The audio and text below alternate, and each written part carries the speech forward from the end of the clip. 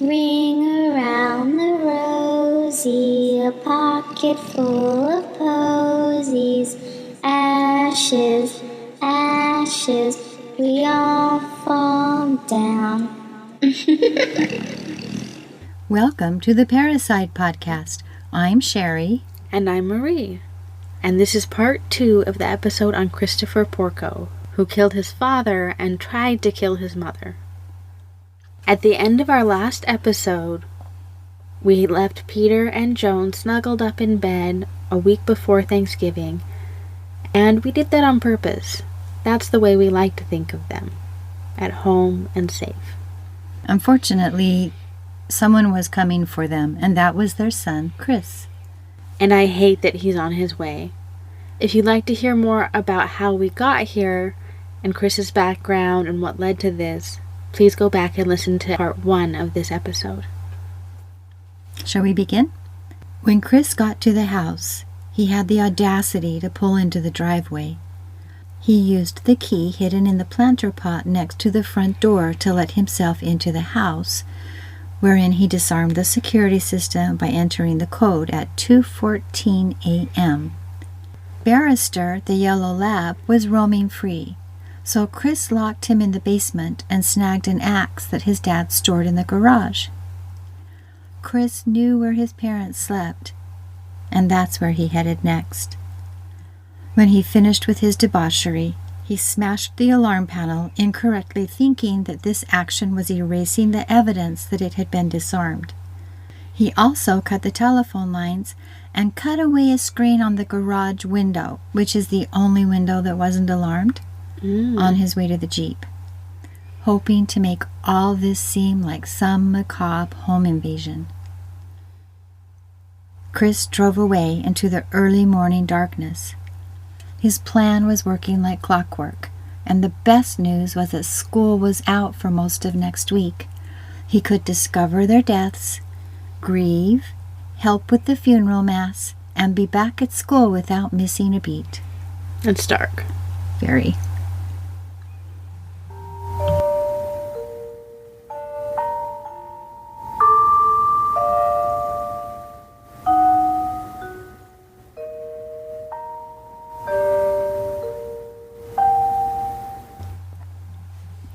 "52-year-old Peterporco was nothing if he wasn't reliable. He was steady, married for 30 years, and still in a strong and happy marriage. He was a good dad to his 2 boys, and he didn't say much about it, but there were rumors about his youngest son being a bit of a problem. He was so reliable that when he didn't show up for work on November 15th, everyone immediately knew something was wrong. When they couldn't reach him by phone, one of the CSOs, Michael Hart, decided to head over to the Porco home to make sure everything was okay." CSO? What's that? Oh, Court Security Officer. They're the police officers that you see in courthouses. Some people call them bailiffs, but they're a little bit different. They're tasked with keeping court personnel safe. Oh, okay. Mr. Hart arrived at the Porco home at 11:35 a.m. to make sure everything was okay, and was shocked into the realization that everything was most definitely not okay. This kind man, Peterporco, whom the CSO greeted every morning, and with whom he'd been tasked with protecting in the courthouse, was at home, lying in a pool of blood by his own open front door. How did he get downstairs? There was a trail of blood leading from where Peter lay, tracing backwards his movements from the front door to the kitchen, the hallway, and up the stairs to the master bedroom. An experienced policeman, the CSO did not contaminate the crime scene. He contacted the local police and other emergency responders. That must have been a nightmare for him, though. If CSO Hart was someone who saw him every day. Right. I mean, they're friendly. They're friends. When the police arrived at this pretty home on a quiet street, they were nowhere near prepared for what was inside. They quickly secured the house, finding 54-year-old Joan in a blood-drenched bed. She appeared to have suffered the same type of bludgeoning as her husband. Her face decimated, her jaw shattered, an eye and part of her skull missing, but miraculously alive. Oof. The police wanted to know what depraved soul had committed this crime, and they were afraid Joan would not make it through the night. So they took a chance and started questioning her as the paramedics tended to her. But would she be able to answer their questions given the trauma she had just undergone? The detectives conferred with the emergency responders. Dennis Wood, one of the 3 paramedics, was amazed at what he was seeing. "I've never seen anybody with this massive of facial and head trauma and still be alive and actually able to communicate like she was," he would later say. Joan indicated that despite her injuries, she had full presence of mind. When her nightgown moved up too high, she would modestly reach down and pull it lower. She was also responding precisely to verbal commands like "straighten your arm," "don't move your leg," as they worked to save her life. Yes, it would be possible to ask Joan about her attacker before they moved her. That's amazing.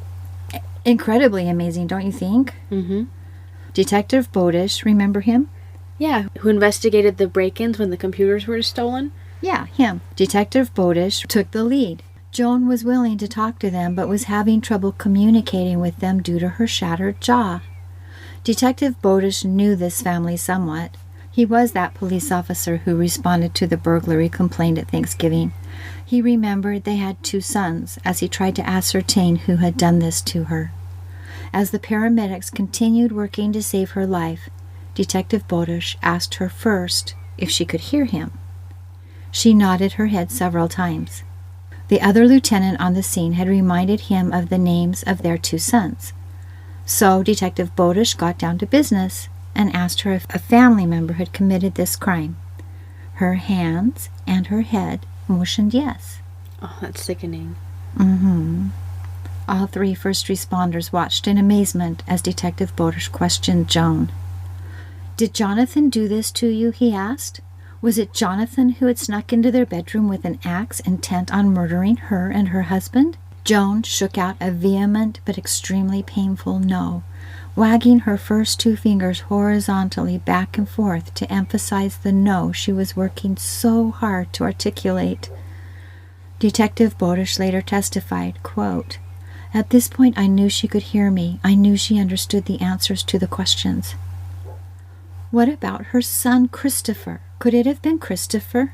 Detective Bodish and the paramedics held in small gasps as Joan slowly and painfully nodded yes, moving those same 2 fingers up and down vertically to signal in the affirmative. Can you imagine how much it would hurt to nod your head when you've been hit with an axe?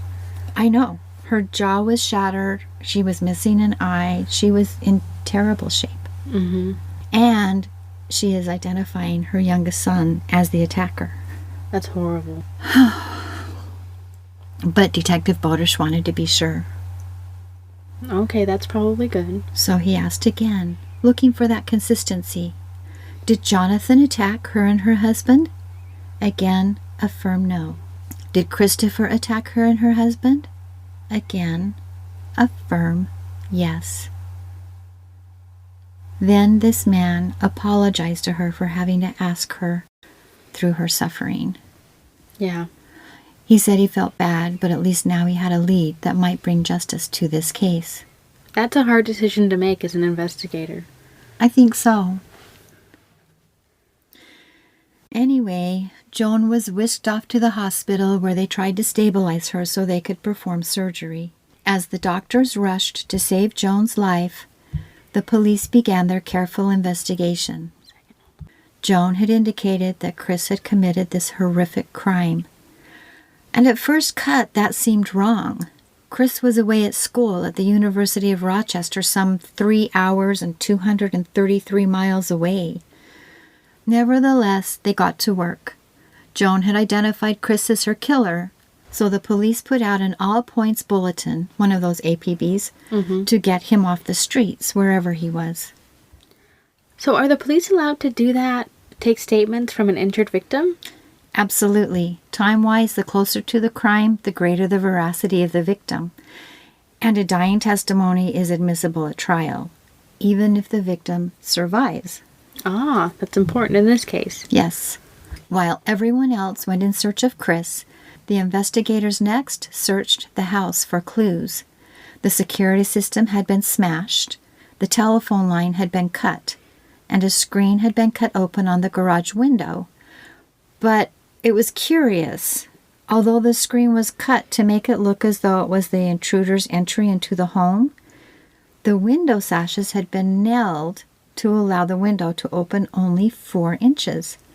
That was not the way the intruder had entered the home for sure. Oh, that's interesting. Mm-hmm. It wasn't difficult to ascertain the murder weapon. The axe that had been used in the attack was lying on the bed. The investigators would eventually discover the axe actually belonged to the Porcos and was usually kept in their garage. Police files indicated this home had been robbed a few times in the past, but this time, absolutely nothing had been taken.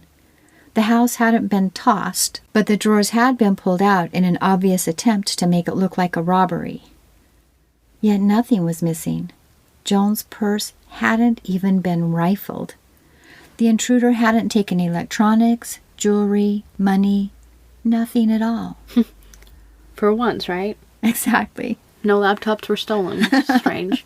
Right. And this was looking more and more like a family insider.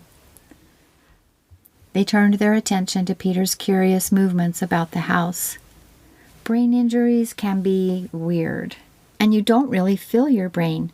And as we all know, our brains are very powerful. Following Peter's bloody trail, they came up with this timeline. Peter appeared to have awakened from his bludgeoned state and, confused or in denial about what had happened, gotten out of bed and headed to the bathroom. He bled into the sink, indicating he did look at himself in the mirror as he pulled on his clothing. It's not clear if he actually registered his broken jaw and maimed face, because brains can be tricky like that. But the evidence suggested that, despite being bludgeoned with that axe 16 times, he'd moved about as though he were preparing to go to work that day. He'd gone down to the kitchen to start coffee, he prepared a sandwich for his lunch, and he started unloading the dishwasher. They also found a check Peter had prepared for Chris stuck inside the dishwasher that he'd started to unload. It was made out in the amount of $100, just like that email we talked about. Mm-hmm. His father was covering that fine for Christopher's recent ticket. There was blood on the bottom corner of the check. It appears he next headed to the front door. Some believe he may have been crawling out to his car to fetch his cell phone, hoping to call 911. Or simply going to the front door to fetch the morning paper. Or maybe he wanted to see why the door had been left ajar. No one will ever really know what he was thinking in that last moment of his life. He collapsed from blood loss, or possibly cardiorespiratory arrest, and died. That's so strange, but I've heard about things like this before. Damage to the hypothalamus and the insular parts of our brains, as would happen when one is beaten with an axe. Mm-hmm. It induces something called a catecholamine storm, driven by the neuroendocrine axis, which massively increases the outflow of the sympathetic nervous system. Then it's immediately followed with an acute inflammatory response and major dysfunction of the autonomic nervous systems. All of this, wrapped up in a terrifying package, can lead to that cardiorespiratory arrest. Catecholamines are... You know, dopamine, serotonin, norepinephrine, epinephrine, aka adrenaline, and surprisingly, histamine. Wow. Okay. And what about him walking around not understanding that he was injured? I don't know. I don't know everything. Maybe it's kind of like sometimes when people have a stroke and they look in the mirror, but they deny that they had a stroke even when they can see their face can't move. Oh, uh-huh. But what it really makes me think of is that case of Phineas Gage, the guy who had a metal rod literally shoot through his head while doing railroad construction way back in 1848. And he didn't seem to notice he was injured and lived to become the darling of the psychology world because they could study the changes the accident had caused to his personality. Okay. Yeah. I guess a lot of people get terrible brain injuries, just like Stacey Moody in our episode Murder, Money, and Cows. Oh, yeah. She'd been shot twice in the head, right? Mm-hmm. Behind her ear. And she was also walking around and talking. They didn't know she'd been shot for like the first hour emergency responders were there. Which seems crazy, but I know they said she just seemed fine. Like, not fine, but not shot, right? Yeah, not any more distressed than you would expect someone to be in that situation. Mm-hmm. And honestly, there are a lot of theories about why or how that happens, but no one's 100% sure other than our bodies behave strangely in life or death situations. Yeah, that's really true. Research on the brain is still fairly new, too, right? It really is. But I just think about that poor dad, and I hope that he didn't realize anything when he looked in the mirror, that he didn't see how injured he was and didn't realize that his wife had been attacked. I know, right? Yeah. I keep hoping he thought up and thought, man, my head hurts. I don't want to go to work. Yeah, I hope that was his experience. But then I think about his wife, and I hope she was unconscious for that part where her husband was up and walking around. Me too. It makes me want to cry. Yeah.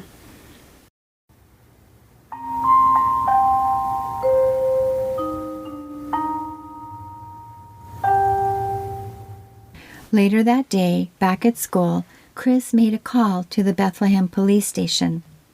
He claimed he'd been approached by a Times-Union reporter, but he seems to be filling in some of the blanks here with his personal knowledge of those attacks.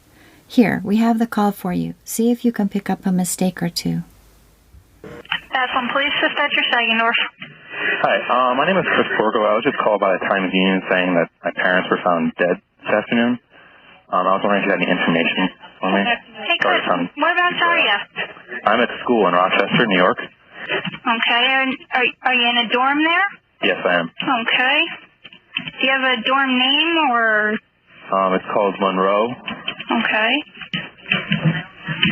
And you're hearing from the Times-Union?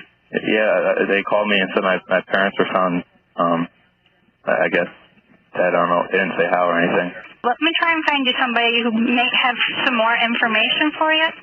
Some sources say the Times-Union reporter was Simone Sebastian, and that she was trying to get hold of Chris's roommate. But again, a reporter would have known that both parents were not dead. Only the murderer would have supposed they were both dead. Mm-hmm. Chris hung around his room and waited for an investigator to call. It didn't take long before the phone rang. Detective Rudolph told him his father was dead, but his mother was still alive. The call had a bad connection, a lot of static, so the detective asked Christopher to call him back at the station. Their conversation kind of starts in the middle because of that bad connection call, and Chris is returning his call. Okay. Here, we have it. Okay. Okay. Now, as far as, when was the last time you said you came down to saw your parents? About 3 weeks ago. It was on a weekend. I can give you a date. I have to figure it out. I'm not really sure. Okay, but about 3 weeks ago? Yeah. Okay, and the email, what's going on with your email? You said you emailed him today, but you didn't get a response? Yeah, I emailed him this afternoon. My dad at work. Okay. About college loan stuff. Okay. You're going to go right to Albany Med? I don't know. I don't even know where my mom is, but... Yeah, she is at Albany Med. Okay. Do you know her condition? No, because I haven't talked to her. Let me give you my pager number. Okay. Because when you get there, I'll come and see if there's anything I can do for you. Okay. All right? Yeah. Okay, thanks. Yep. Bye-bye. Yeah. Chris's uncle, John Balzano, his mother's brother, lived near the University of Rochester. It was him who brought Chris down to Albany. Chris told both his Uncle John and his brother John that he'd slept in the dorm's lounge the night of the attacks, which is super important later. Anyway, the police intercepted Chris before he got to his mother's hospital room. They told him his mother had been wheeled into surgery and that they would like to chat with him before she got out. He agreed and went to the station with them. In the interrogation room, Detective Bodish talked to him about his family, his brother, everyone's relationships, and then he asked about finances and the school loan Chris had mentioned. Chris lied through his teeth. Chris mentioned he'd gone to see his girlfriend Sarah Fisher at her parents' house on Friday in the early evening. He was aware that his mother was away at a conference for the weekend, but didn't mention where his dad might have been. Chris said he dropped by the Porco home a little after 3:15 on Saturday. He told the investigators that he went in the house, fed Barrister, checked the garage to see if he could find a car in there, and left for college. Why was he looking for a car? I don't know. If you walk in the house and no one's home and you expected no one to be home, you don't typically go in the garage. Yeah, that doesn't make sense. No. So I would speculate that he wanted to make sure that if there was any evidence of him being in the garage, he had it covered. Okay. That's my guess. Anyway, this will get a little bit confusing because we're going to talk about the interrogation and then also talk about pieces he's leaving out. Okay? Yes. So this is a piece he had left out. What Chris had told Sarah was completely different, albeit ever-changing. He told her he'd headed directly home, and he said he felt bad he hadn't stopped to see his parents, which was no big deal. Chris could see his parents later. But then his story changed. On Sunday afternoon, when they were IMing with each other, Sarah was surprised that he was talking about how he'd stopped by his house to get a jacket. He told Sarah he'd seen his dad, but his mom was at a conference. Chris told her he had to go pick up an economics book at 10 o'clock that night, and that's when he quit texting her for the evening. Oh, okay. So, back to the investigation. Chris asked point blank if his mom could speak, whether she could communicate at all. Well, of course, his first concern would be whether or not she could tell on him, not whether she was going to live. And I'm sure he was worried. Can you imagine the panic he was stifling as he sat there, realizing how badly he'd botched this murder? I know. And he didn't have any remorse, or even seem to care about the pain that his mother was in. But I'm hoping he was realizing he was probably going to wind up going to prison at that point. But maybe not. He seems to think he can get away with everything. At about this time, Peterporco's friend and a fellow attorney, John Polster, showed up at the police station claiming to be representing Chris. John Polster later says that he was actually representing Joan. Okay? But the police made him wait. After conferring with each other, the police came to the conclusion that it was up to Chris to decide who his lawyer was. Someone cannot just unilaterally enter on his behalf without his permission. That makes sense. Yeah. So they decided they would go ask Chris if this guy was his lawyer. But the detectives were reluctant to do so, of course, because once a lawyer enters, everything ends, right? Yeah, usually. So one of the detectives entered the room and said, "Hey, that guy John at the hospital, is he your lawyer?" And Chris had responded, "No, he's a friend of my dad's. I don't think he can even be my lawyer. He's a good friend of my dad's." Okay. Which, yeah. Seems fair. Yeah. Might be a conflict there. Yeah. They next asked, "So are you okay speaking with us?" And Chris said yes. Okay. And in case anyone's wondering, yes, he was read his rights, and yes, he did read them and sign them. Okay. Anyway, Detective Bodish asked who might have had motive to commit this horrendous crime. He mused over family relationships and insurance policies. He reminded Chris about the poorly staged robbery that they'd both been a party to on Thanksgiving in 2003. The detective wondered out loud about Chris's girlfriend and his childhood friend. And that was when Chris gave this apparently clueless man what he thought was a great, big, huge breadcrumb. "Well," he said, and this is a quote, "we have relatives in the mafia. I guess you'd call it, his name is Frank Porco. We know he was involved in the mafia. That whole part of the family was." That's a pretty easy target, right? Right. And in the ensuing conversation, Chris adroitly points out that he doesn't think that there's any connection to this at all, but he'd overheard his uncle talking about it on the way down to Albany. Uncle Frank had been in prison for about a year. Detective Bodish agreed that they should keep that in mind. Detective Bodish next asked Chris to help him build a timeline from Friday morning forward. And Chris complied. On Friday morning, the 13th, Chris said he'd gotten up at 10 a.m. and headed out to find food on campus at around 10:30 a.m. He headed back to his dorm room, but he couldn't remember what he'd done after that. He'd told Sarah he'd head out to her house at about 11, but he didn't. He wasn't sure what he did. He might have watched a movie, he might have played Nintendo, might have just watched TV. He couldn't remember. Eventually, he took a shower, and by 1 p.m. he was on the road to see Sarah. He said his roommate, Matt Ambrosio, could vouch for his activities that day. Oh, but then the detectives prompt him about getting a bagel. And then he remembers what he was doing. He wasn't watching TV. He wasn't playing Nintendo. Before he left to see his girlfriend, he remembered he'd met up with his ex-girlfriend Janice to get bagels before he headed out to see Sarah, his girlfriend. They apparently talked about Chris meeting up with a realtor while he was in town, so he could purchase a piece of property in the Outer Banks. Oh, how? And with what money? What is a kid in college going to do with a property in the Outer Banks anyway? No idea, but they are good questions.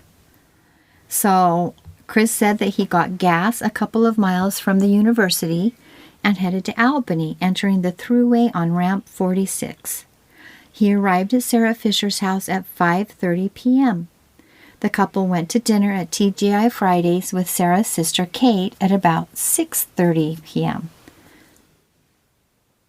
They had a nice dinner. They were finished by 7:30 p.m., and they all helped pay for their meal using cash. They stopped off at Hollywood Video to get a video, and then they headed back to Sarah's parents' house to watch videos and chill.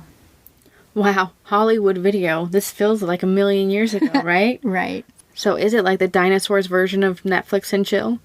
No, not Netflix and chill, videos and chill. She went to bed upstairs. He went to bed downstairs on the couch.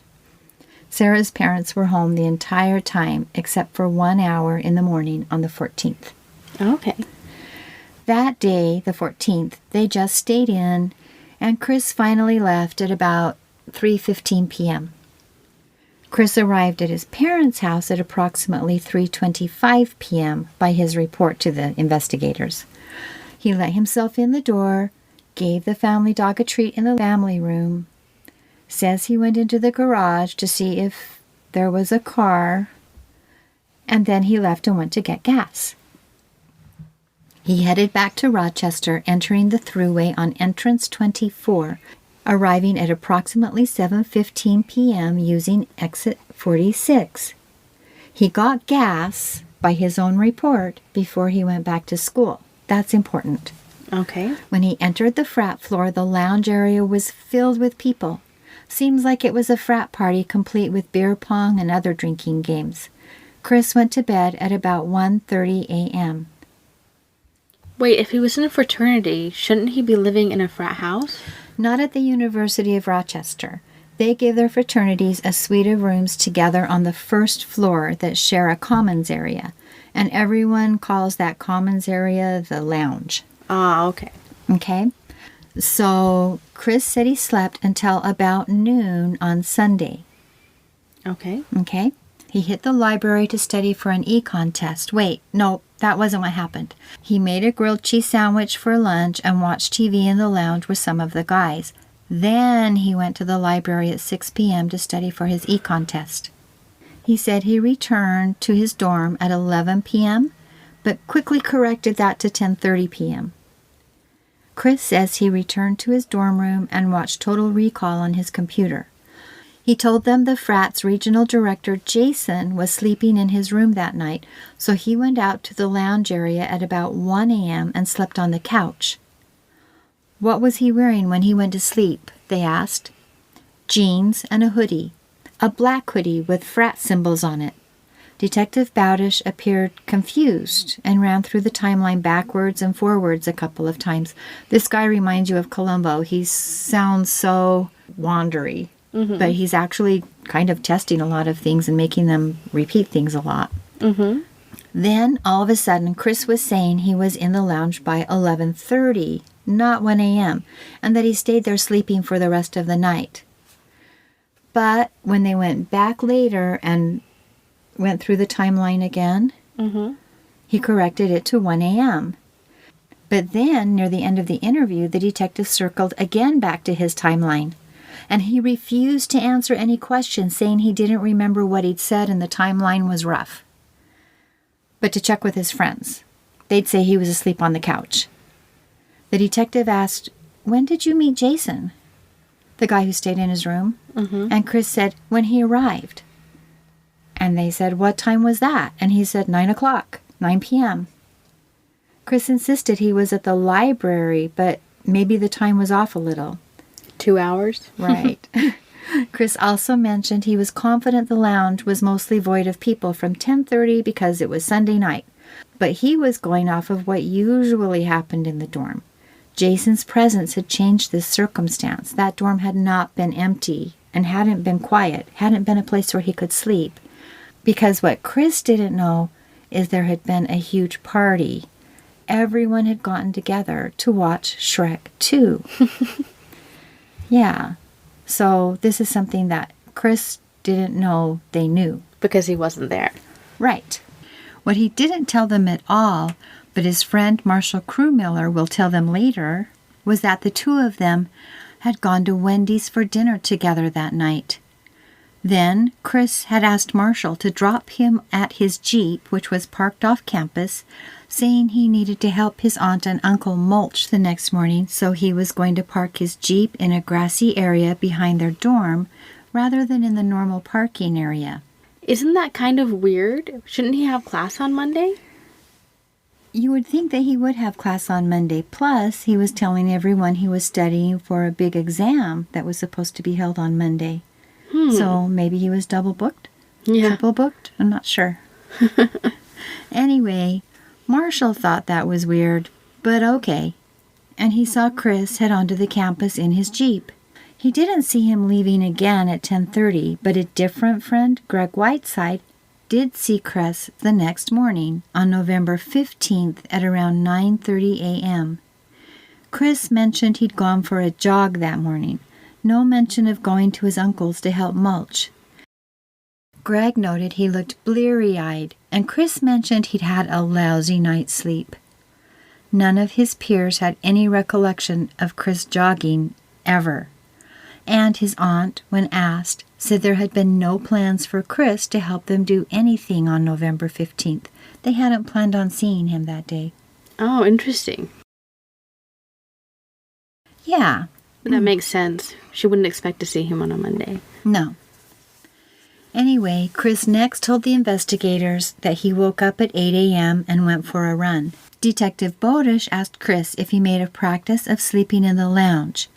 He said no. He'd done it for a girl as a favor earlier in the year. And then this time because he'd let the regional director have his bed. He claimed to have offered Jason his bed about a week before this weekend. Chris claimed that there were several people coming in and out of the lounge when he awoke at 8 a.m., but he couldn't produce any names. Chris said people were walking around in the lounge as he slept. They must have roused him from his sleep a bit throughout the night. Chris told the investigators he woke up, went to his dorm room to snag his shoes, and went out for that run at 8 a.m. It was a 20-minute, 1.5-mile run. He ran the loop and returned home at approximately 8:30 a.m. The frat president, his friend Greg Whiteside, saw him as Greg stumbled out of his own room. Greg asked him how the couch was, and Chris had left him there so he could go on his run. He returned and watched TV with 4 or 5 of the guys for the next 3 hours, waiting for Jason to wake up. Jason woke at noon. Chris and a friend went to get some food on campus. His friend ate in the dining room, but he did not. They returned at 12:30, watched some more TV for about an hour, and at 2 p.m., Chris went to a different friend's dorm room to borrow his computer so he could chat Sarah, a girl named Kara who lived on campus, a girl named Courtney from his old high school, and a bunch of other people, because Jason was still using his room for another day. Interesting. Yeah. Do I have a girlfriend? No. During the course of his chatting, he told Sarah he wasn't feeling well. Sarah's sister Kate sent her something about the police being at 36 Broccoli Drive, the Porco's home. So Sarah quickly sent Chris a copy of what her sister had texted her. Chris then messaged her that he hadn't heard from his parents all morning and that he was nervous. For some unspoken reason, he could now return to his room, which he did, and he surfed around the web looking for a story about what was happening. WYNT.com reported a murder, but didn't say who had died. Between 2:45 and 3 p.m., Chris messaged Sarah saying, quote, "My parents are dead." And then he went radio silent. That's weird. Chris called the Bethlehem Police Dispatch at 3:09, saying someone from the Times-Union had called him about his parents. And in that phone call, Chris assumed both of his parents were dead. Well, you would if you'd hit both of them with an axe. Yeah, I think so.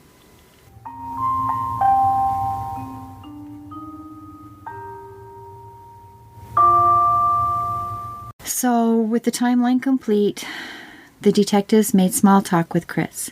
They talked about his school, about his mom, and about how sad Judge Cardona was about all of this. And then they reviewed that timeline again. This is when he made those 2 corrections. One was because he'd flat out lied by omission and been caught about the bagel. And one was the weakness in his story, that time when he headed to the couch to sleep. Well, it was 11. No, wait, it was 10:30. Then when they circled back to it, it was 11:30. Then he corrected it back to 10:30. Then it was 1.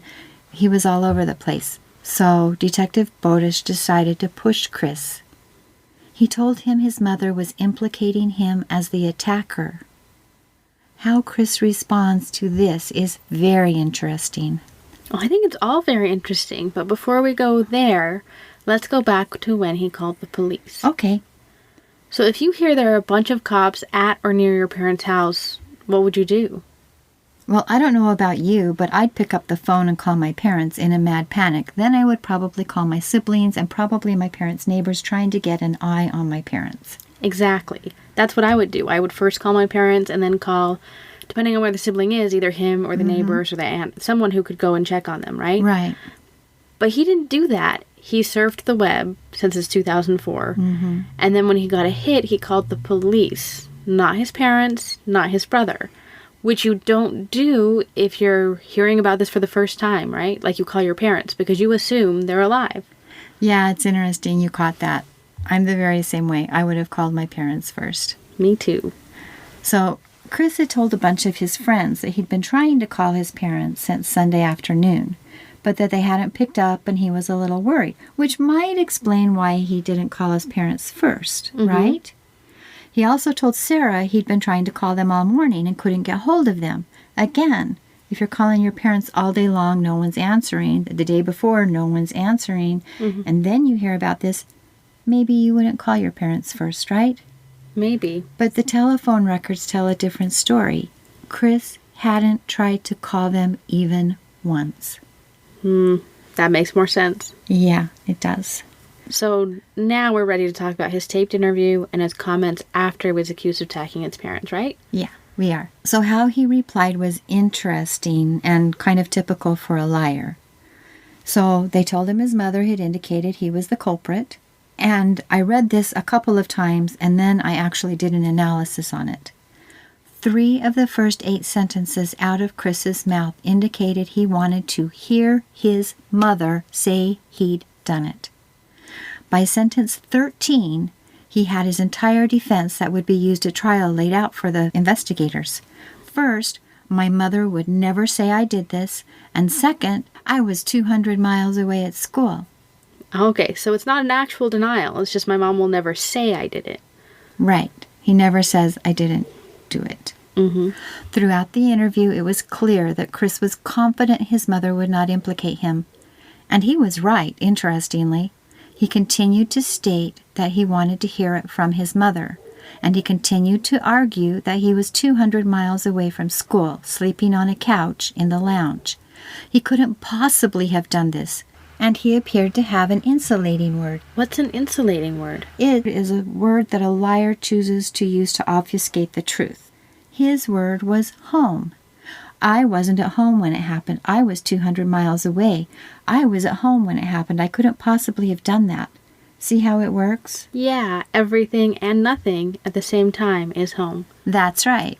And this is when the other detective, Detective Rudolph, confronted him, saying he was devoid of emotion, that Chris hadn't shown any compassion or caring or even sadness for what his parents had just gone through. The detectives insisted he come clean. He insisted he was nowhere near home and hadn't killed his parents. And he insisted his mother would never say that. It's a lot of confidence. Well, he knew his mother really well. Mm-hmm. Investigator Williams entered the conversation around this time. The detectives circled back to the conversation Chris had had with his ex while they were getting bagels, when he told her he was coming into some money and looking at property in the Outer Banks. Why would he say that? Was it to impress people? And Chris answered, "Yeah, I've done it before. It's nothing new." The investigator called him out rather harshly on lying about the loans he'd taken out. Did that get him anywhere? Well, no, Chris replied. Did it get him the chicks? What a word. No answer. They asked him about his schooling. It was less than stellar. He claimed he had failing grades the first semester because he had mono, which was a lie. Second semester was unclear by his answer, but because of when he was suspended, we know those grades were much less than stellar too. He said he went home for the summer and took some classes at Hudson Community College and brought his GPA up to the low 2s. That's bad. So the deal was he had to live at home if he wasn't at the University of Rochester? Exactly. And he didn't want to live at home. So again, how did he think he pulled his grades up at Hudson Community College? He literally didn't finish the semester. Well, that sort of detail doesn't appear to matter to a boy like him. That's true. Yeah. He next admitted he guessed he always did have an excuse for his failures. He could always make one up. He also brought up the couch on fire again, intimating that that was why he was suspended from school, not because he was failing out. But the investigator had already checked that out. It was not a disciplinary action that had gotten him suspended. Chris denied he was drunk that night despite using alcohol to set the couch on fire. You know, that is the second couch on fire story we've heard from a youthful parricide offender. Mm-hmm. Didn't Tyler Hadley do that too? Yes, he did. And that was episode 25, Party of the Century, right? Mm-hmm. Yeah. So anyway, the investigator said the most interesting thing here. Chris said half of his fire-setting friends had been surprised that setting the couch on fire with liquor had actually worked. And the investigator said, and I'm going to quote this, "Yeah, alcohol and fire don't mix. You should know that from your days at Bethlehem High School." And Chris responded, "True. It didn't seem like it was a felony at the time." So what did he do in high school? I wish we had the story behind that investigator's comment. I do too. I don't know what he did, but I'm not sure if the felony comment went with the couch arson or what happened in high school. But that was super interesting. Mm-hmm. Anyway, they moved on to discussing those loans. Chris told them his dad was completely fine with the loans he'd taken out. His dad was on board, but not happy with the interest rate. He claimed, and we know for a fact this is a lie, that his parents were on board with the loans. They were not. Completely aware of the loans. They were after he got caught, and were completely fine with it. Most definitely a lie. But notice, the small loans and the large loans are conflated. Yeah. He nobly noted he wanted to be responsible for those loans, omitting the fact that he'd not bothered making payments after taking the money. Enough said about how that went. But Chris did mention he was in debt to the tune of over $60,000, which, if you don't know, is hard to do when you have no discernible income. Fraudulent gains? Yes, indeed. Anyway, the investigators quickly moved on. They wanted to know more about his drinking. Do you think you drink a lot, Chris? I don't drink any more than the average college student, he retorted. He admitted he was drinking more than he had in high school, but he was in a frat now, so he figured that was expected. He drank probably 4 times a week. He didn't get drunk that often, he said.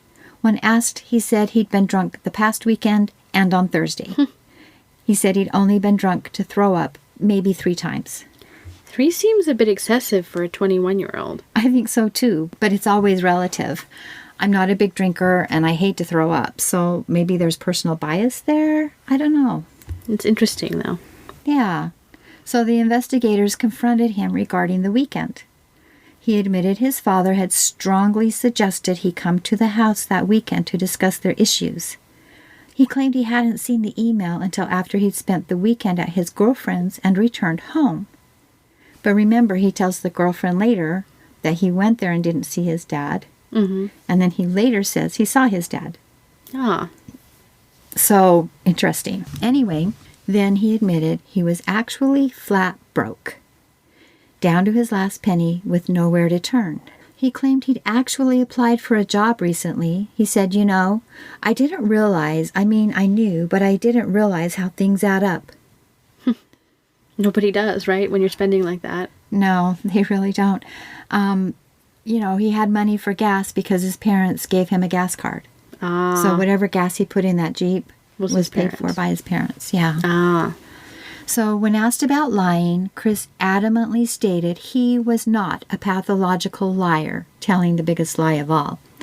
When the detective pointed out all the areas of his life in which he lied, Chris reluctantly agreed that he was a bit of a liar overall and a big liar when it came to money and trying to play like he was wealthy. Then he said, I don't really know why I got started on it. It was in high school. It's too bad. He described himself to the detectives as a textbook alcoholic, but denied that he drank too much, all in the same breath. It's contrary. It seems typical, though. He figured he'd just settled down by the time he was 25. Drinking is the college experience. Okay, I think it's time to file a formal complaint. Okay. College costs a small fortune, and they are trying to convince kids that it's just one drunken party over and over in order to get the real college experience. And it's just ridiculous. That has destroyed and unfortunately even ended a lot of lives. Agreed. I think that they need to rethink that and start teaching kids that the college experience is learning. Anyway, the detectives started throwing hypotheticals at him. We know you lie to your girlfriends, your friends, your parents. We think you're lying to us. What if we came in here and handed you concrete evidence of your guilt? Would you deny it, or would you come clean and admit it in hopes of not having to put your mother through a trial and everything? He chose denial, at least until after he'd spoken with his attorney and explored his options. Of course he did. Denial seems to be the name of his game. Right. The detective then asked how they could get to a place where they could feel they could trust him. He suggested they give him a lie detector test, but he'd want an attorney first. The investigator said, nah, what would be a better idea? And they had an interesting exchange. I'll be Chris, you be the investigator, okay? Okay. Chris. I'm Chris, right? I'm not sure. Call up people and verify my shit. Well, I am, but they're telling me you're a millionaire. No. They actually believe it. And a third investigator says, yeah. And Chris says, look beyond that. Well, what else are they supposed to verify? Like, there are so many layers there. Like, you call people and they tell you a whole bunch of things that aren't true. If they don't know anything about him, why should we believe them on anything? But look beyond that. He has not used that this time for the first time. No, I'm sure it's not. I'm sure that he's asked his parents to call and verify things and told them to look beyond his lies to the other lie. Anyway, the investigators kept at it with him. They reminded him of what he'd said earlier and asked him pointed questions. He insisted he may have the times all wrong, but hey, he was on that couch all night. Ask his dorm mates. They'd been thinking about that. When was the last time he'd seen his roommate? Earlier that day. Where was his roommate that night? Staying in his girlfriend's room. They'd been planning an overnighter for 4 days or so. Okay, so if Jason was coming to stay Sunday night, arriving at 9 p.m., and the roomie was staying at his girlfriend's, why didn't they just put Jason up in the roommate's bed? Because it was icky and filled with sex. That stopped frat boys before, right? Never. Why didn't he change the sheets and put Jason there? I don't mind sleeping on the couch, I guess. And in the morning when he went running? Yes. Does he do that as a habit? Well, just started about a week ago. As per Chris, he'd gotten up from the couch, gotten his running shoes out of his dorm room. He said he was wearing a white t-shirt, shorts, a sweatshirt, his old Adidas, and a backpack on his back. Inside the backpack was a pair of boots and a sweatshirt. Wait, said the investigator. You said you'd slept in a pair of jeans and a black frat sweatshirt. How are you suddenly in shorts? I thought you were wearing jeans. I changed. When? I asked. I remember changing at my girlfriend's, actually. All right. Did you ask me if I changed or not? Yeah, I asked you what you were wearing in bed. I asked you when you went to your room, what did you do? To get sneakers and put them on. I changed the night before. I didn't change that morning. I asked you what you were wearing when you went to bed on the couch. Shorts and a sweatshirt. And you said jeans and a hoodie. I wore shorts to bed. They were blue shorts that said "You are" on the flap. Well, that's certainly not what he said before. Nope, it isn't. Anyway, they dropped the topic of clothes and the lounge and hit him up again regarding how angry his folks must have been about those forged signatures on the loans. Chris was ready for them. He claimed his dad already knew about the Jeep loan. It was old news. His parents had already made up a couple of his missed Jeep payments, and on that one his dad had just not understood how contracts work. His dad, the attorney who had clerked for an appellate judge for 3 decades. And the kid says his dad is the one who doesn't understand how contracts work. You got it. This kid. I know. But the evidence is stacking up against him. Investigators had been sent up to the University of Rochester to interview everyone and anyone who might be able to place Chris on that couch in the lounge on the night of November 14th through the morning of November 15th. And no one could place him on that couch. Chris's frat brothers talked about the impromptu party in the lounge beginning at 10:30 p.m. They'd watched Shrek 2 together and partied until past 3 a.m. And Chris had been nowhere to be seen, and definitely not on the couch. According to CBS News, one of his frat brothers put it this way, and this is a quote. It just so happened that some of the guys were up, and we stayed up until like 3:30 a.m. The lounge is a square room and some couches and TV. It's not like maybe he was there and we overlooked him. He wasn't there. Yeah, I mean, there's no way you miss a guy asleep on the couch while you all watch Shrek. You'd sit on him. Mm-hmm. The police confronted Chris with this new information. His frat brothers could not put him on that couch in the lounge while they were partying between 10:30 p.m. and 3 a.m. And they had camera footage showing Chris heading off campus in his Jeep. Now that Chris thought he knew what the investigators knew, he could make this work out all right. Chris didn't deny it was his Jeep, which inadvertently gave the investigators more than he realized. His admitting that the Jeep on the camera was his and that he was driving it at 10:30 p.m. was a boon. This admission put him in his yellow Jeep with the oversized tires, the mud stain, and the W2004 decal on the spare tire cover in a way that really helped solve this crime.